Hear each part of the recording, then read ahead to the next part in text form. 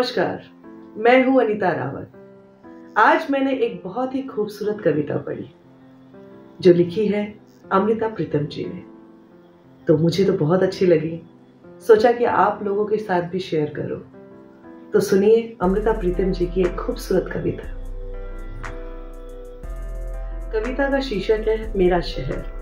तो आइए सुनाते हैं। मेरा शहर एक लंबी बहस की तरह है, सड़कें बेतुकी दलीलों सी। मेरा शहर एक लंबी बहस की तरह है, सड़कें बेतुकी दलीलों सी। और गलियां इस तरह जैसे एक बात को कोई इधर घसीटता कोई उधर। हर मकान एक मुट्ठी सा भींचा हुआ, दीवारें किचकिचाती सी, और नालियां जो मुंह से झाग बहता है।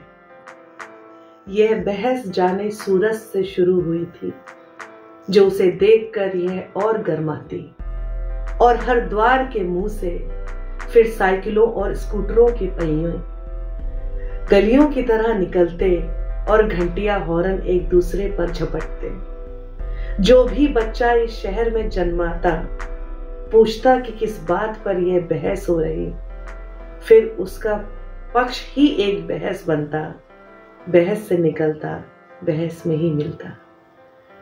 शंख घंटों के सांस सूखते, रात आती फिर टपकती और चली जाती, पर नींद में भी बहस खत्म ना होती। मेरा शहर एक लंबी बहस की तरह है।